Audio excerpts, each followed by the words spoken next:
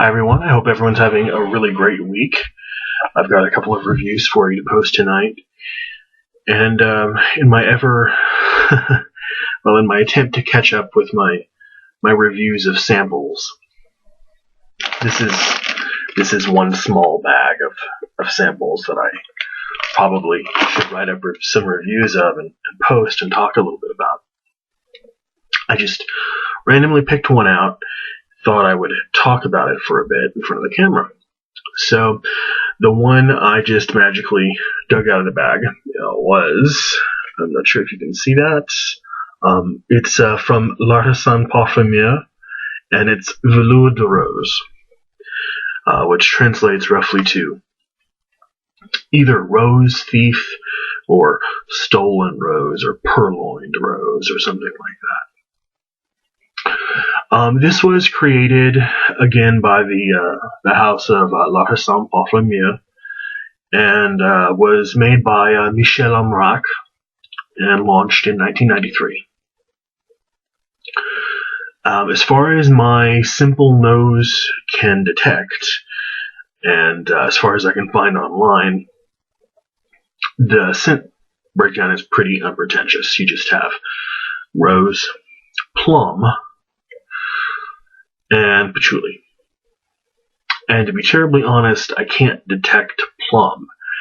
And you know why I can't detect plum? It's because plums are like broccoli and cauliflower and carrots. They don't smell like anything. So if you don't believe me, smell one the next time you eat a plum. The inside of one might smell vaguely like something, but the next time you ever read a review or hear a review of someone who says that they detect a plum note, just stop watching, because I think they're trying to blow smoke up your ass.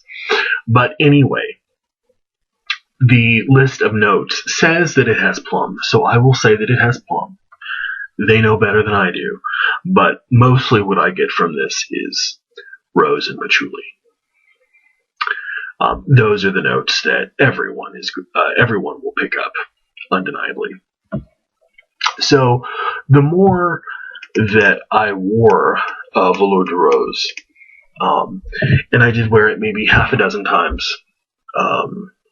This is a 5 ml bottle. Probably still have 4 mils of it left. The more I wore it, I think that this scent is all about the various ways that patchouli can wear on someone's skin. And Voleur de Rose tells you about several of them. When you catch a whiff of your own skin, when you're wearing it, it gives you, at least for me, this sort of fresh, grassy patchouli. And then when you smell it up close, when you make like a concerted effort to smell it, right where you applied it, the patchouli is really dark and earthy and hummus-like and soil-like. So the rose modulates sort of every transition in how you smell the patchouli in this fragrance on my skin. Itself, the rose being barely present when smelled from a bit of a distance, to being more important the dirtier and the closer you get to the application point where you put it on your skin. So the overall smell is meant to evoke what you would experience in a rose garden during a rainstorm. In fact, if I'm not totally out of my mind, I think I sort of detect the faintest of ozone accords. So that would make sense. And this is, I think, really well done. It's a moist, sort of a fungal, yeasty patchouli mixed with an ever-changing but always dark and velvety rose. It's never a jammy rose. It's never a sweet rose. It's always sort of dry and velvety. I enjoy rose. I enjoy patchouli. But in Voleur de Rose, they're both vying for top billing. And I think that sort of results in a jumbled, confused fragrance. The pyramid sort of suffers for it.